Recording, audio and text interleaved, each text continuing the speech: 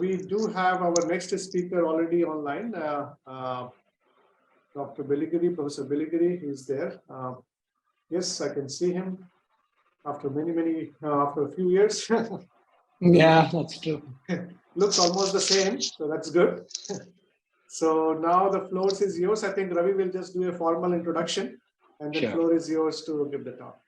Sure. Thank you. Thank you. Thank you for taking the time out on the festival day and coming to talk to us. Thank you very much. No problem. Thank you. Yeah, Ravi, please go ahead. So, good evening to participants once again. So we have our second speaker, Associate Professor Krishna Prapurna Beligiri. So a quick introduction so that he'll move on to the circularity of the transportation materials, enlightening us when hitting into the bullseye and ending our session. So Krishna Prapurna Beligiri is an Associate Professor and Head of the Department of Civil and Environmental Engineering at Indian Institute of Technology, Tirupati, India. His interdisciplinary research and teaching experience include transportation pavement materials, design, maintenance and rehabilitation, highway noise evaluation and modeling, sustainable and smart infrastructures. During the last 18 years, he has been involved in several multi-crore rupees national and international studies, which have primarily focused on circularity in payment systems engineering and waste to wealth concept. In 2015, 2018, and 2022, he was awarded the Asphalt Rubber Ambassadorship for the Republic of India, instituted by the Rubberized Asphalt Foundation and Rubberized Asphalt Rubber International Conference Group.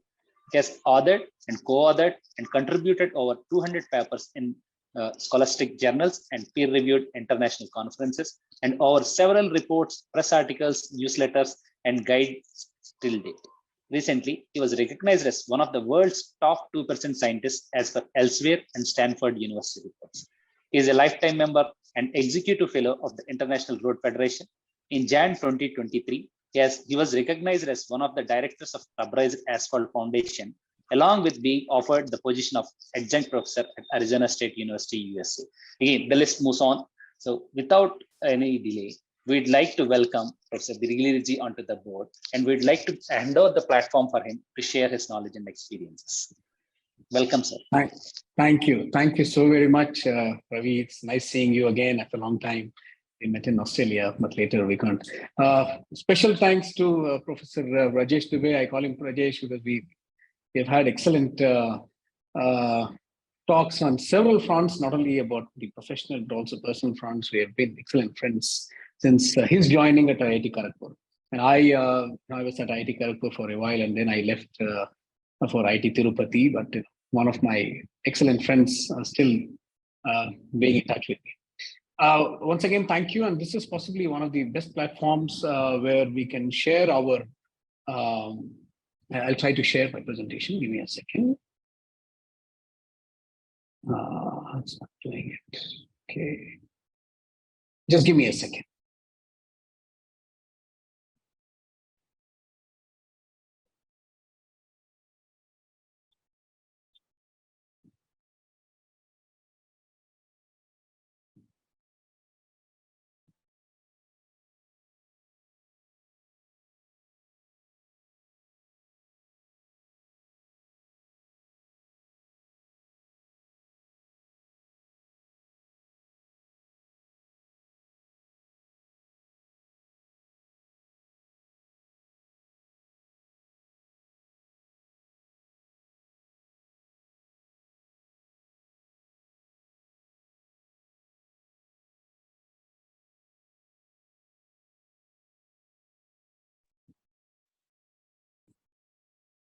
I'm very sorry. I don't know, something went wrong. But anyway, let me now start sharing.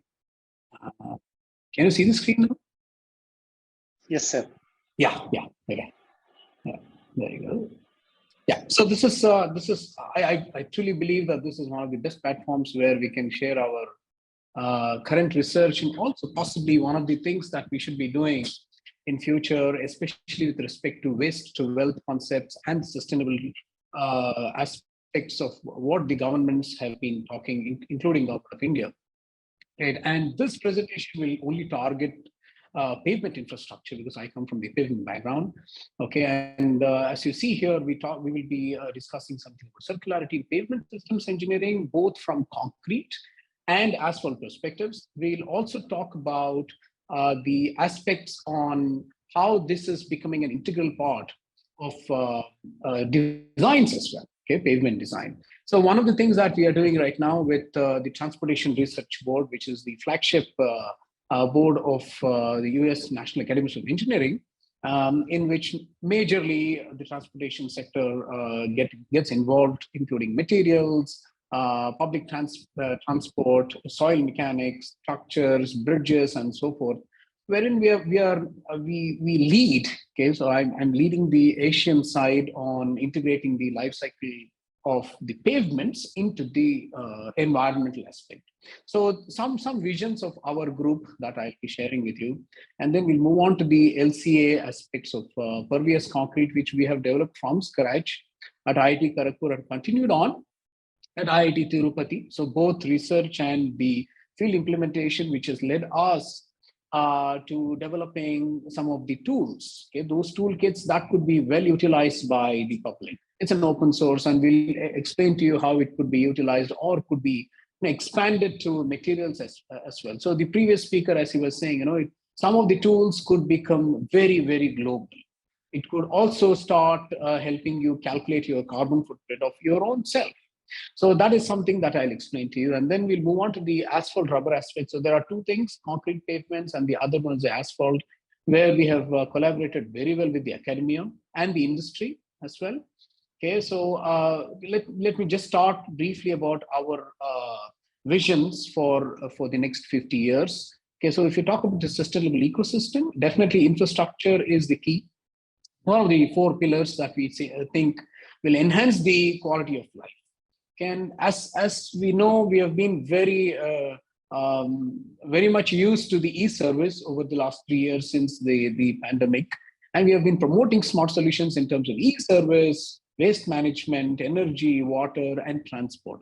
So this particular presentation will only talk about the roadway infrastructure, especially with the materials aspect. But one thing that I really want you to understand is, obviously, LCA is the key, but then we need to be really touching upon the fundamental principles before we start embarking upon developing our own toolkits and also putting it into practice. So to start with, we have a cluster. So we call it MapSmart. Very much at IIT Tirupati, we have a large lab, almost to the tune of 2,000 square feet, but will be expanded to almost 50,000 square feet in the next 6 months. Okay, so possibly the largest pavement engineering group in the country today, with more number of students, researchers working on a wide range of topics, which I'll explain just in the next few slides. So we call ourselves Materials for Sustainability, Asset Management, because we also do a lot of management needs to value our assets and also do the forensic evaluation to upkeep our construction materials and assets, right? And then we also do the performance monitoring. We have a lot of large database that our students have been developing over the last several years. And of course, the smart infrastructure. When you say smart, it could be sustainable, it could be resilient, it could be recyclable, reuse, all kinds of words that you can actually bring in. Again, so please feel free to visit our website and look at our website for any updates that we have. So these are the ongoing research activities. Definitely one that I would like to flag here is the Ministry of Road Transport and Highways project, where we are developing and establishing a national facility for accelerated testing of pavements, and which also includes vehicle dynamics. So most of the tracks that we have, the test tracks, as you see here, this is the circular test track that's coming up. Most of the test tracks that are there out in the world are basically linear, plus they either use a single or dual tire. But what we are trying to do here is to have two actual trucks being either loaned or we will purchase that from Ashok Leyland. So we have a very good partner here from the vehicle automotive industry, Ashok Leyland, who have been supportive, very supportive of our goals in terms of coming up with mechanical systems and also coming up with the truck design and so forth. So that is one thing where we will also have opportunities to understand the integrated life cycle aspect. Apart from that, we have the NHAI, National Highways Project, where we are coming up with IRC guidelines for the nation. Okay, that will be through within the next 6, 7, 8 months. But along with those, we have excellent collaboration with the industry. One that I want you to take a look at is the RV Associates, where we are actually working on life cycle assessment of several pavement systems.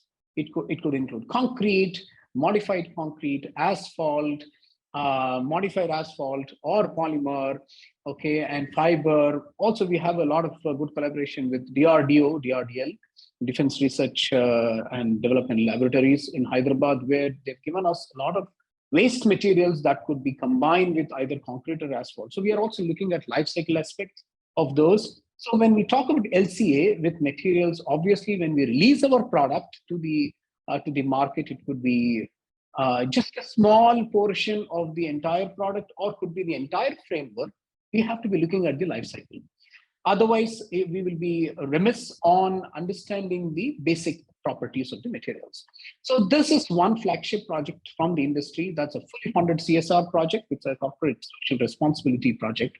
And apart from that, we have the Ministry of Petroleum Conservation Research Association project, where we are trying to develop new generation asphalt rubber products that also will undergo a life cycle, starting all the way from material procurement until the exhaust. So we'll explain those things in the coming slides, but I just thought I'll share with you this. Okay, so what we are trying to do now as a group is, we know for a fact that there are different types of vehicles running on the road, and they also have emissions coming up, right? They exhaust. We have the emissions that are released to the atmosphere. But when we talk about the materials, there is very few research.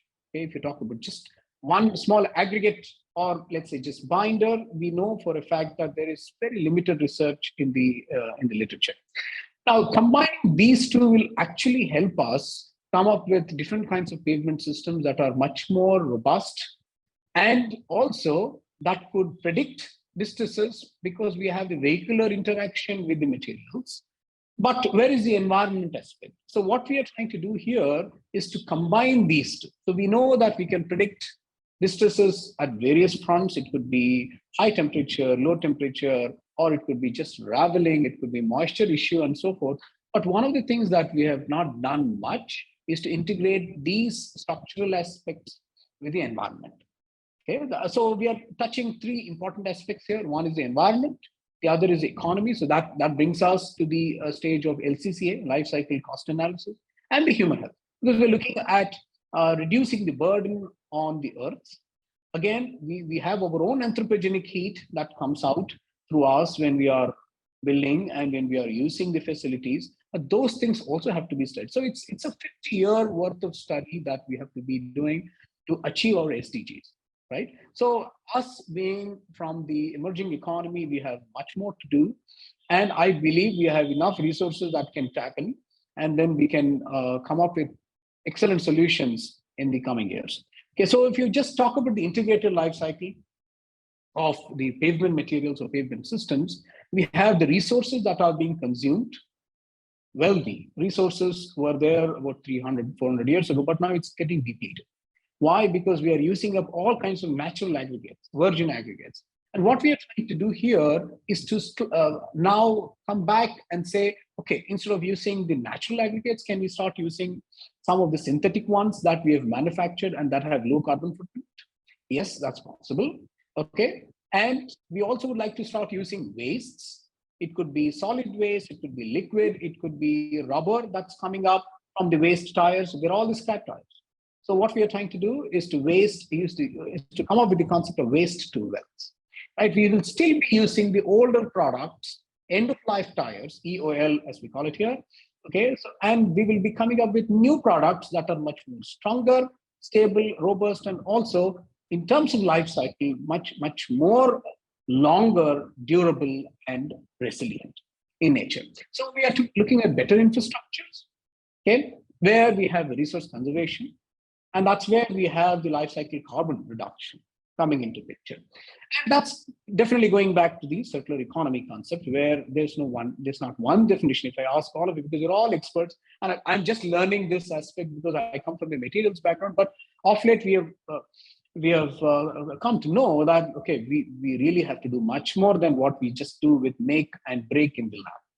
It's just not about preparing the samples, testing for their performance, and then putting it on the roads. It's not just that. We also have to be looking at the infrastructure development with less maintenance and come up with best strategies to reduce carbon footprint.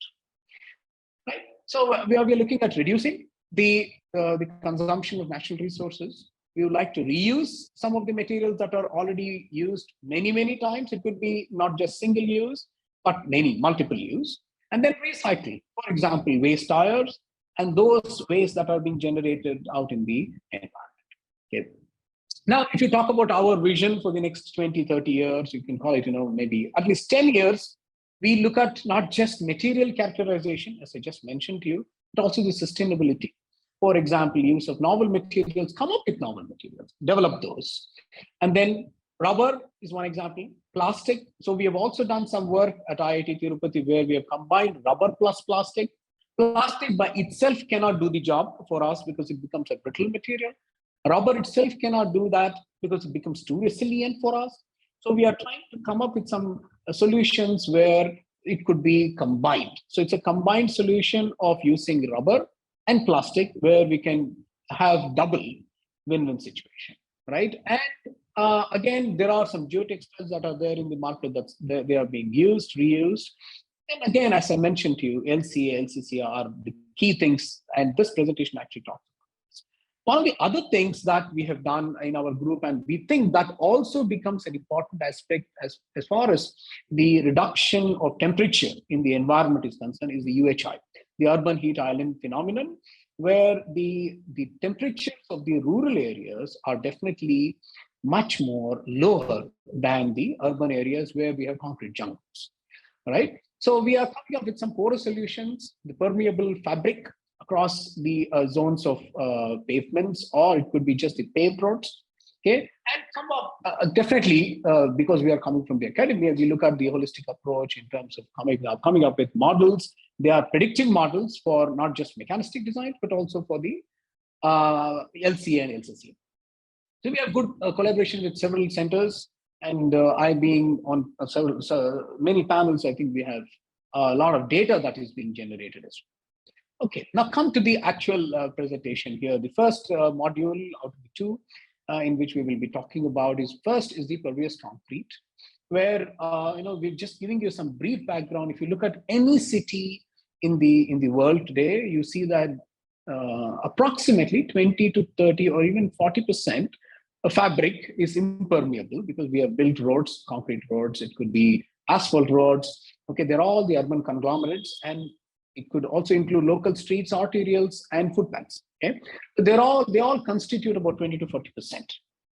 And the impact due to this construction of roads, it could be permeable, impermeable, is it is deteriorating the urban habitat and having two major changes. One is the hydrological, because you're just clogging the entire roadway structure.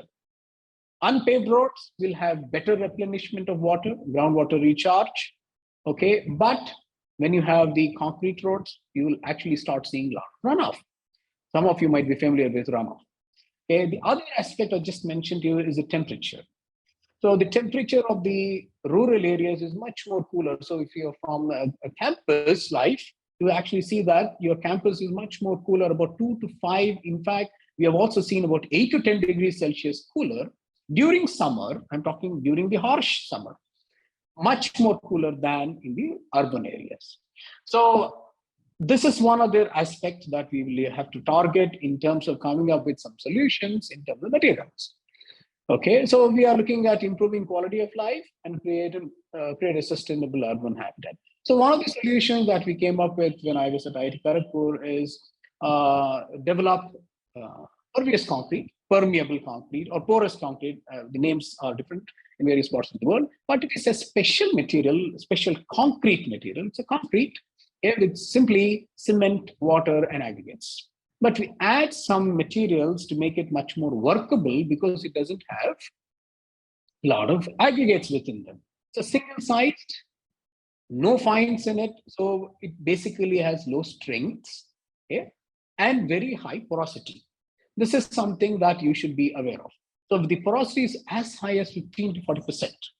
And when you talk about porosity, it's about 40% when I say that's the volume of the pores that is present within the mixture, right? And that's why we use it in low volume roads, parking lots, pathways, and walkways. So the applications are possibly limited, as I mentioned here, okay? But it is definitely a special material because it has very high interconnected pore structure.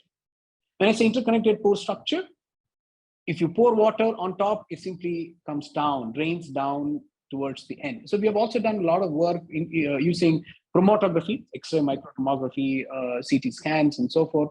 And we see that the structure is definitely very porous and they're all interconnected. So it's a conduit. Now we also constructed 3 sections, okay, one on campus.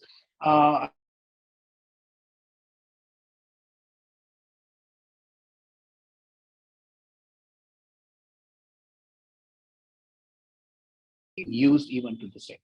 And they're all their published documents. And you see here, the characteristic porosity has been anywhere between 15 and 40% sometimes. Okay, and characteristic strength, as I mentioned, because of high pores, it gets reduced. But one advantage here is the permeability, the infiltration capacity. It ranges anywhere between 0.1 and about 5 centimeters per second, which means it can take up about 30 to 40 cherrapunjis. So cherrapunji is about 4,500 millimeter per year. That's the rainfall, annual rainfall that it receives. But these materials can take up about 40 to 50,000 millimeter per hour of permeability. Okay, that means it's very, very high infiltration. And that is the reason we're able to put that as an infiltration recharge unit. Okay, it could also be used in the tanks, water tanks, to replenish water. It could be used in the rainwater harvesting pits. It could be used in parking lots to reap water, and water can be used for other purposes. Okay. Now, one of the other things that has always intrigued us, because it is being used as a low volume roads, high porosity, can we not come up with some product that is much more stronger? So recently, one of our students at IIT Tirupati, okay, he came up with pervious all road, all with a multi-layered paver block. It's a paver block again.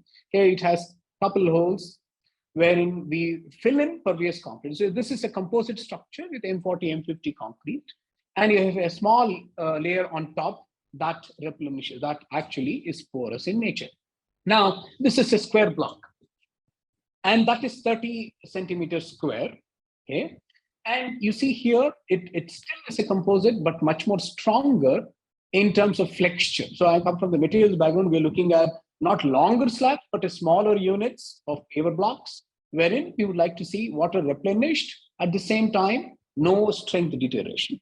So what we found with this product is that it has very high strength, lighter, cost is also lower now when you compare that with the concrete. Full concrete, you see that about 5 rupees per paver block. It's a published document if you want to read more about that. 10% saving. If you look at 1 lane kilometer, 3.5 meter wide section, you have about 200,000 rupees savings there, 2 lakh Indian rupees there. Now, one thing that we were asked, okay, if you want to release this product, what do we do? What is the first thing that we should be doing? We should be actually looking at the LCA aspect. Why is it so? Because we wanted to explain to the buyer that the energy consumed due to this product is much more lower than the counterpart concrete material. So all of you are very familiar, and I don't have to explain this to you, obviously. But for sure, I just wanted to touch this as a brushing up of the concepts. Raw material extraction, we have concrete, cement, we have aggregates, we have the superplasticizers, maybe some supplementary cementitious materials. They're all the extracted materials. We've also used rubber, for that matter, impervious concrete. We have also used silica fume to replace some of the aggregates. We've also used fly ash. They have given additional strength. So we are all trying to increase the strength at the same time the durability. So we are looking at anywhere between 10 to 15 years of life cycle. So we want to see longer service life. That's something important, not just at the extraction stage, but end of life. So we would like to see these products, which are being used in the low to medium volume roads, last longer than their counterparts, okay? And also be used in highways and expressways. So one of the things that we have done is to calculate this, and then during the product development stage, use phase, and also the end of life. And does it actually go to waste after it has finished its end of life, or can it be reused? This is the thing that we are now looking at. Okay, so we started this about 4 or 5 years ago, and we've set our goal to be to develop a systematic and user friendly toolkit. So this is a toolkit that we developed away from the licensed software. So we developed this using basic Excel, Microsoft Excel, and I encourage all of you to actually develop your own software toolkits, which is actually good, which is not difficult, in fact. Okay, it was done as part of a BTech project, okay, at IIT Tirupati, and we come up with rational assessment of environmental credibility. So we were looking at two important aspects, at least. Okay, one is embodied energy and the kg CO2 equivalent per lane kilometer, and again, the ancillary thing that came out of this was the capital cost. And again, you see here, we could not target the cradle to cradle for the simple reason that we don't have some of the sections that have failed. So we are looking at only cradle to gate approach, which means I look at the material production and until placement, or possibly to an extent of maintenance. Okay, so and again, the other areas that this toolkit can be used is building materials and infrastructure. The ingredients are similar.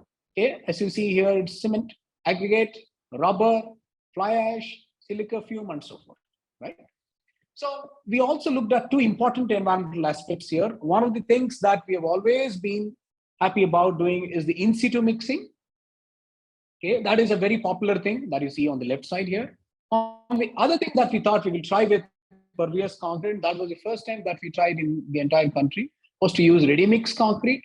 The disadvantage for this process to be used with pervious concrete is you will actually have to do a very high quality control. And it's a very high quality control. You should be looking at the water requirements, energy requirements, and the transit of the truck that it takes from the plant to the site, right? So we said, okay, we'll take that risk, and we also wanted to understand the energy aspects and the emissions that can be reduced due to RMC. One of the advantages with RMC is obviously you don't consume too much of energy at the site, right? So we thought, okay, we'll try both and we'll compare both of these. So we're looking at this kind of a model. And this is a published document, again, in a very high impact factor journal, Resources Conservation and Recycling. It's a 14 impact. Okay, and what we could do here is to calculate the embodied energy. As you see here, we have the width of the road. So it's the material aspect that we have taken into consideration.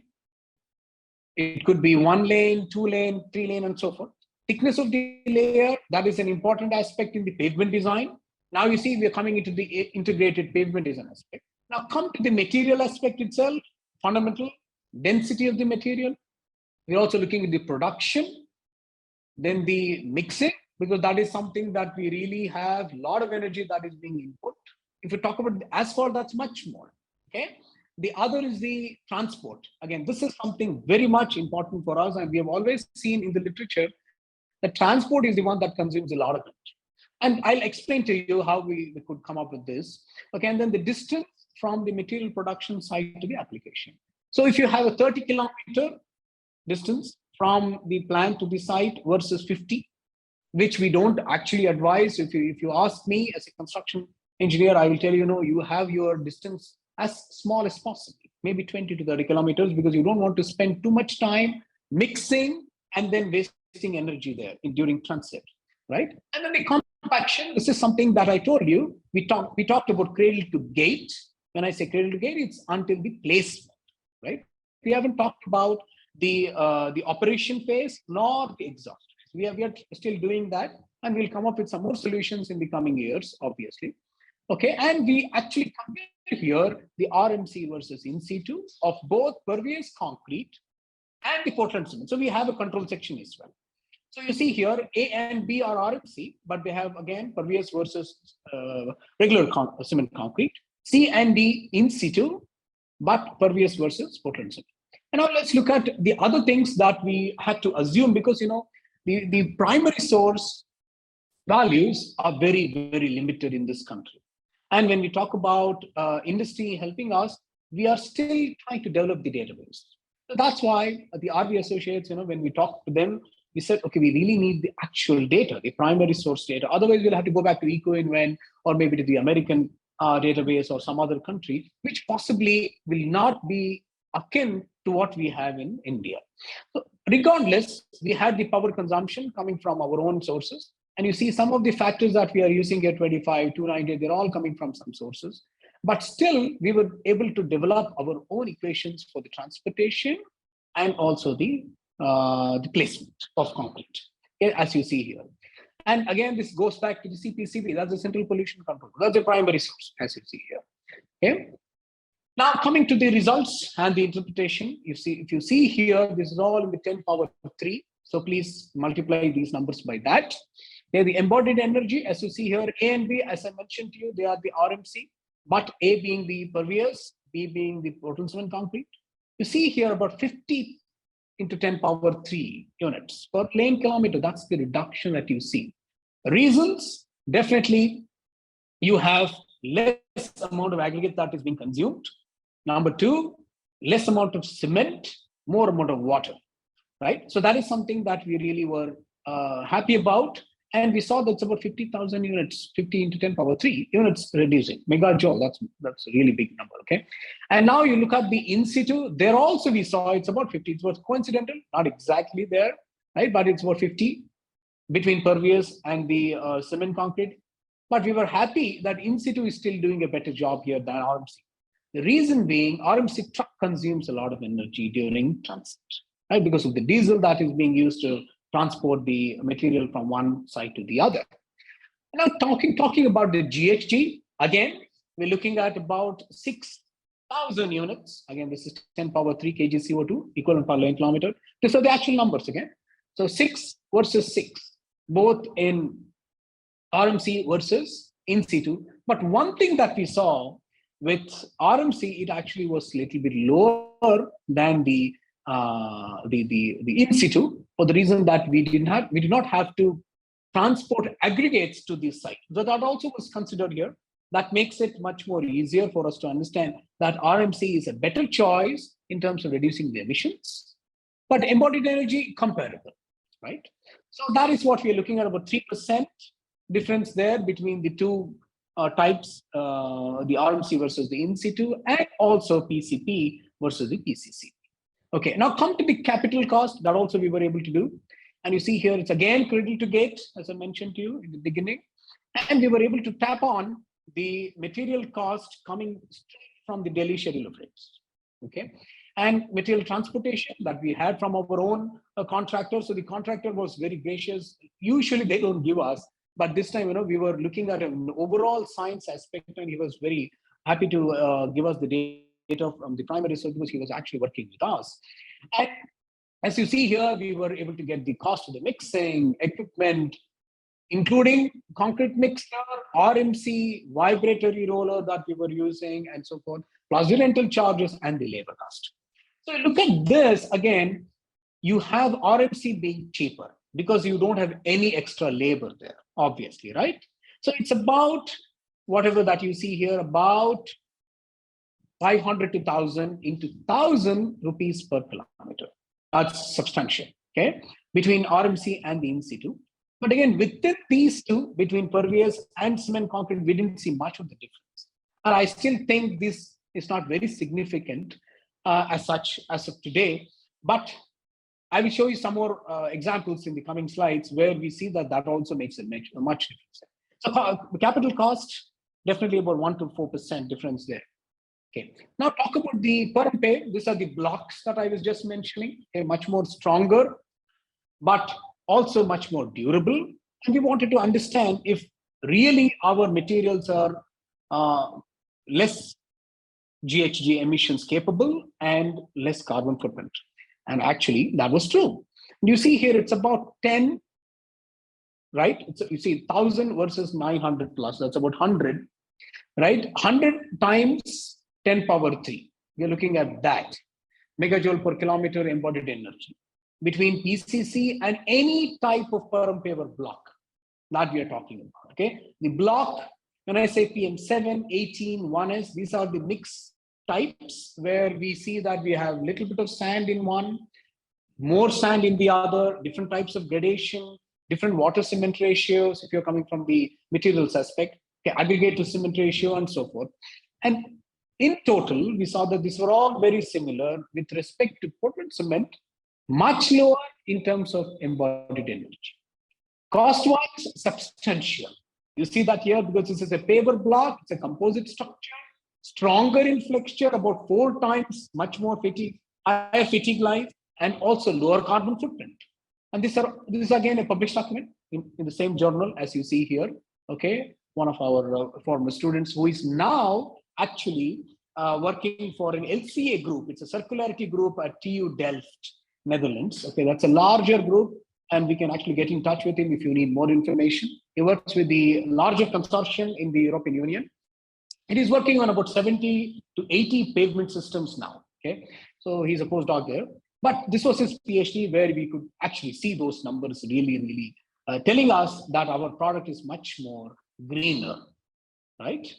Okay, so in summary, high strength, that is what we were able to achieve, but still water draining.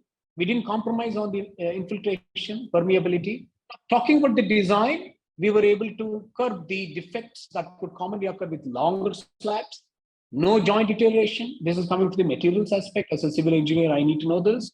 Now, as a material engineer, you see that it consumes lower cement, about 8 to 10%, lower aggregates, lower water demand. Now coming to the energy emissions, 8 to 8.5% lower than concrete blocks of similar dimensions. Okay, much more eco-friendly. Lightweight, this is something that we were happy to observe. It's about 12% lower. When I say lower, it's about 15 kg paver block versus 18 to 19 kg. About 4 kilograms reduced, but still much more robust, much more powerful as a water draining layer. And cost-wise, cheaper, about 10%. Right? So it's a sustainable aspect, resilient. We were able to use sand to enhance the strength. We're also now using rubber, other materials, and so forth. Now, come to the other material that I thought I'd share with you is the asphalt rubber, much more closer to my heart because I've been working on this product at least for the last 14 to 15 years, where we have a lot of industry collaborators coming, and we have had several students, including at IIT Kharagpur. Okay, so one thing I just thought flag you.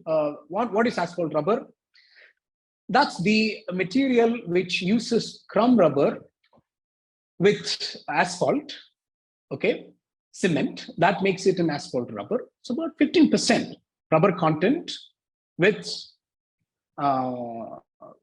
asphalt cement. That is the definition coming from the ASTM, American Society for Testing Materials. It clearly tells us that any material can be called asphalt rubber if you have 15% recycled tires.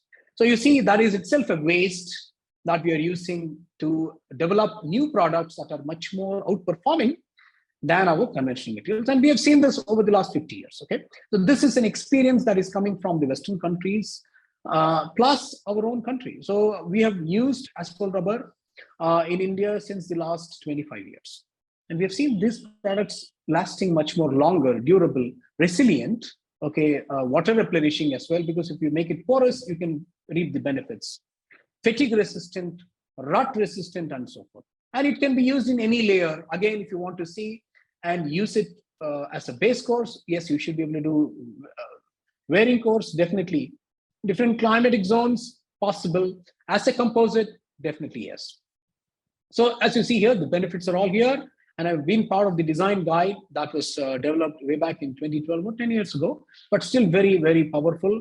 And you see here what we are talking about, the environmental stewardship, 15,000 scrap tires, waste tires, end-of-life tires. There are those that have been used over the last several years that could be reused per lane kilometer. About 15,000 tires if you're looking at 20% rubber. Let's say we increase the rubber content in the mix to 40%. The number of tires will increase to 30,000, right? And so forth.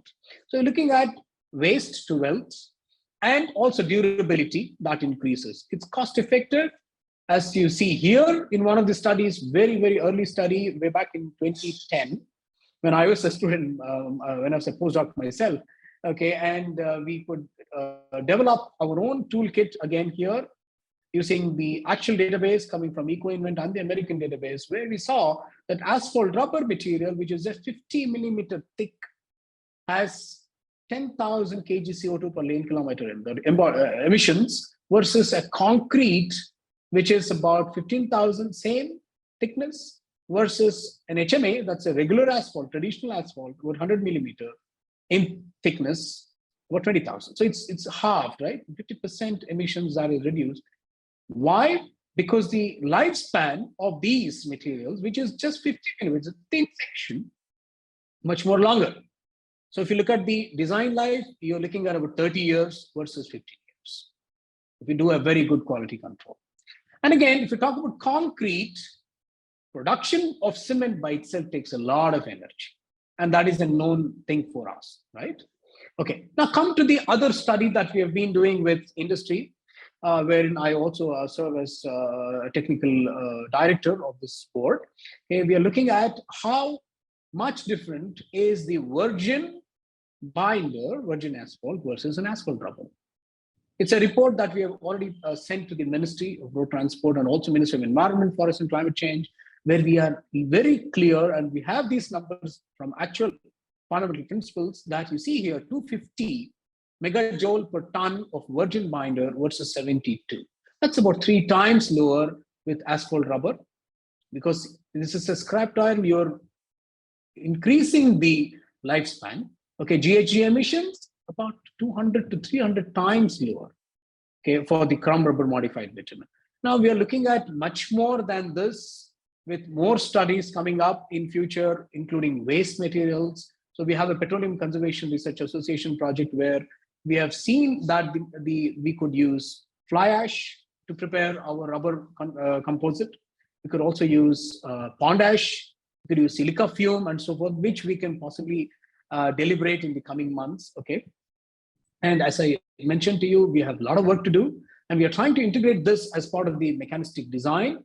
And in fact, the test section that is coming up will have all of these ingredients for various systems, at least 70 to 80 systems that we are building. Okay, so thank you very much once again, and I owe a lot of gratitude to several of my colleagues across the world. So this is my 5th institution, and special thanks again to Rajesh and Shankar for introducing me. Okay, there you go. Some of my students that I really want to thank, Dr. Avishresh, who is now at TU Delft working on pavement circularity, Dr. Vinay, who actually worked on asphalt rubber, now a faculty, okay, and many others who have helped us. Tina Rubber is one company that has actually supplied rubbers left and right to us since the last 10 years, okay, several others. So I finished my presentation here. Any questions that I can answer? Sir, we have 2 questions pertaining to the presentation. First question is from Ray. Since modern tire use, sir. Yeah, please. Sir, the first question is from Ray. Since the modern tire use sulfur toughened, the rubber, is it possible to safely recycle them without releasing toxic fumes? Good. So you see, we are talking about the end of life tires here, right? So we are looking at those tires that are already being used, So we don't look at the toxic fumes here. If you talk about the fumes that are emitted at the plant, we are still working on that.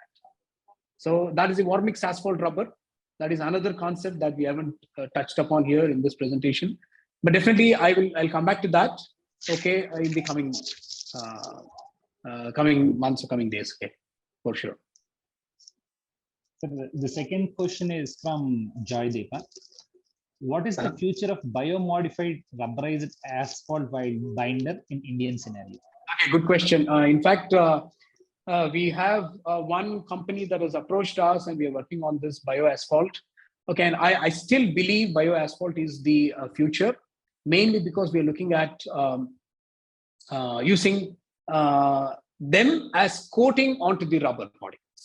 At this point of time, we have rubber that is not being processed. Okay, and if there is any stakeholder that has a solution for us to coat rubber particles, we'll be very happy to take up. But bioasphalt by itself is still a question. But bio-based rubberized asphalt binder is much more futuristic. But definitely, we are looking at rubberized asphalt being coated, rubber being coated with bio that is being generated in-house. So we have an environmental faculty at IIT Tirupati who's helping us, and we're coming up with some solutions. I think that's the future for sure, Joydeep. Thank you, sir. Sure. Any other questions from the participants? Yeah, so anyone having any question, you can unmute or raise your hand and ask directly as well. You can, of course, chat, put it on the chat box, but we would like to hear your voice too. So anyone, I see Chintan is there, who has been patiently there for all 3 days. So, yeah, and then there are a lot of other people, familiar names who have been around for all 3 days. So yeah, so any question? Comment? Yeah, go ahead. Thank you for your presentation. It was really interesting to me. I don't have a particular question, but I found your this study about how you're using the concrete and how you're able to make a concrete that's more porous. I think that has a lot of applications. And right now in the Netherlands and here, of course, we do see some of these technologies, but this has a lot more application here because there's a lot of rain that takes place here. So yeah. Yeah, sure. Thank you, Chintan. In fact, the one who developed this product, Parampev, he's now in TU Delft in the Netherlands. Abhishek Singh. Yeah. We'll get in touch with them. Absolutely. So, Absolutely. Maybe we'll write to you about that. Sure. He's working with Katerina in TU Delft. Yeah. Right. Yeah.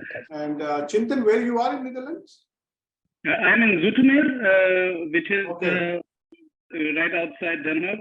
So I'm actually very close to Yeah. Because end of May, I will be at TU Delft for a few days. So end of May, right. yeah. 29th May nice to meet you.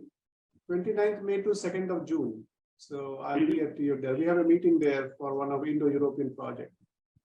So I'll write to you. We'll definitely meet up once you're here. So. Yeah, it will be nice. And Dr. Deep Jyoti Das, who is an alumni from IIT Bombay, and presently also I think in he's in Sweden.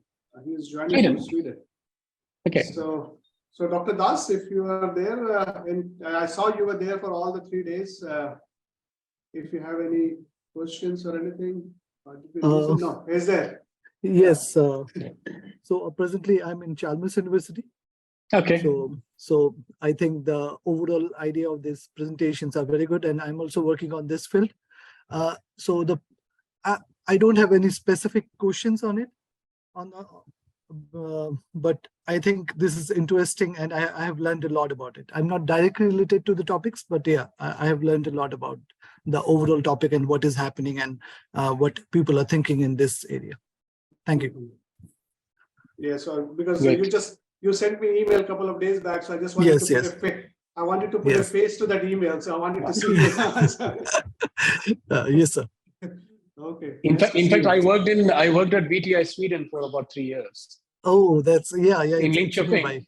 Yeah, I know about it. I've been to Chalmers too. Yeah, Gothenburg. That's great. Yeah. Good, nice to see you.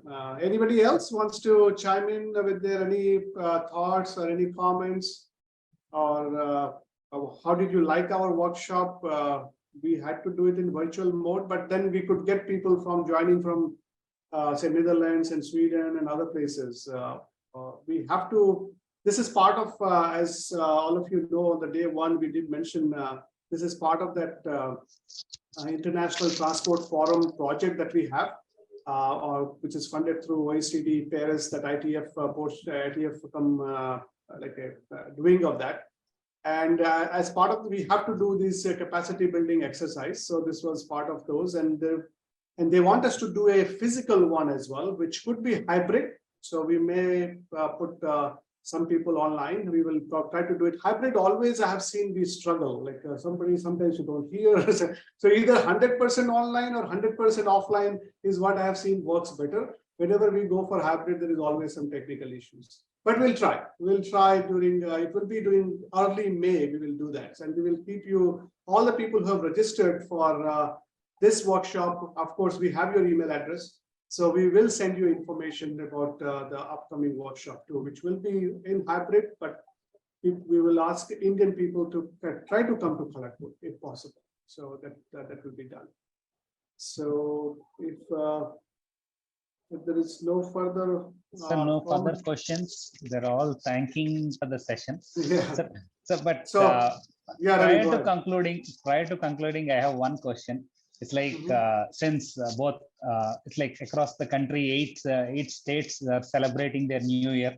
So which we have moved from Subhakrut Nama Samvatsara to Sobakrut Nama Samvatsara, which is a very excellent component. And we the current speaker is also expert in this particular domain.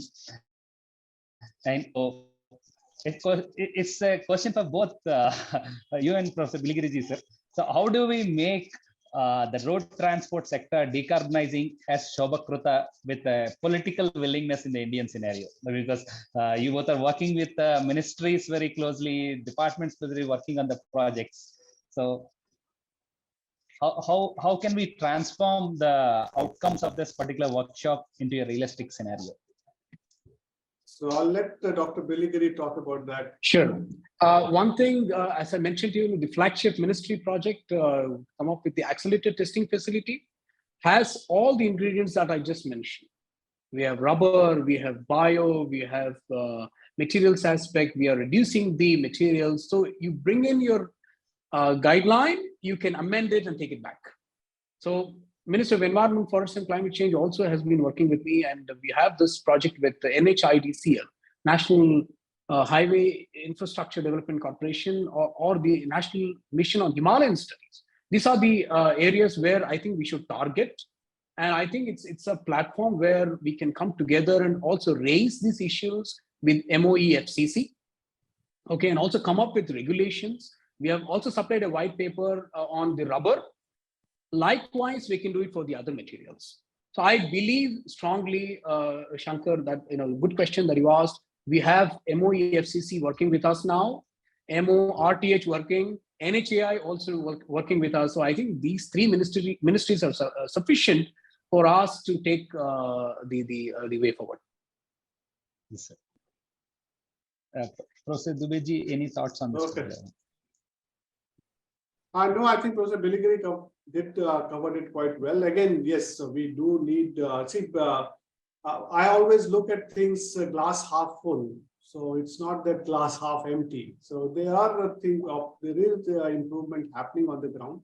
Yes, we want it to happen much faster. And then it should happen much faster. But India, is a very complex country too. We have several things going on.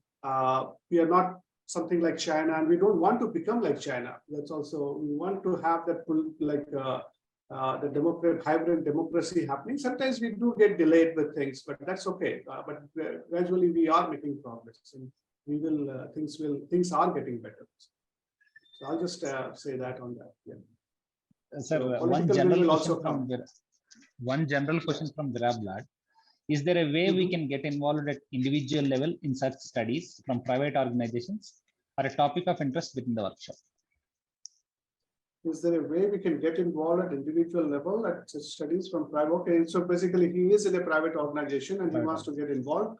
Yeah, of course, you have our, you sent us an email. We will try to understand what your specific requirement is. And then wherever we can try to fit you in, we can do that. So if somebody is interested to do something, that's actually a very good thing to know for a professor, isn't it? So our Dr. Biligiri wants to add to that too. Yeah, please go ahead. One thing that if you're an organization, if you're from the organization that has funds, there is something called the CSR, corporate social responsibility. You should be able to fund any institute of national importance, and your name appears as one of the donors, but you get your work done through the academia. So that's a very good academia industrial participate. And as I mentioned to you, RV Associates has actually funded us this LC of pavement systems. So if you're the director of the company, you are the person who has to take this lead. Okay, if you have your boss that is close to you, ask that person to do it. CSR is something that the entire country is looking at. Yep. So good. Okay. So I think that's it, and we are right on time. It's 7 p.m. in India, so it's right on time. All 3 days we were actually right on time, so that was really good. Excellent, excellent. It took almost. We designed it for 2 hours. It went for 2 hours. So again, thank you, Krishna, for. Thank you so much For joining us today. It was a very, of course, I knew that it will be a wonderful talk because I know you for so long now. So I was expecting that. So again, thank you very much. And thank you all the participants who joined on all the 3 days you were there. And I hope it was useful to you. And we will, the plan is that the recording of these videos will be available on ITF website. So you may have seen that we have recorded it, so they will be available along with the slides in PDF form will also be uploaded there.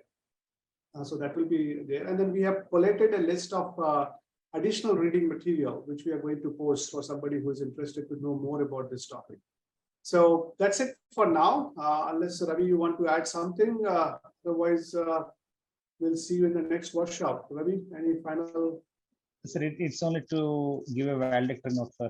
Sure, go ahead. So we thank Associate Professor Biligiri ji for taking his valuable time and especially his personal time out of festival time and sharing his knowledge, experience, expertise, and works that is being doing and giving a very good finishing off to the 3-day workshop session.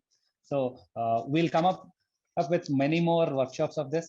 And we request all the participants to take interest and participate in this particular situations. So at last, we'd like to thank Biligiri ji for being a part of this particular one and giving a direction on how the Indian system is going on. Thank you, sir. Thank you very much once again. Thank you. Yeah. Look forward to seeing you all in person soon. Thank you. Thank you. Thank you. Thank you. Okay. Bye. Bye. Bye. Bye.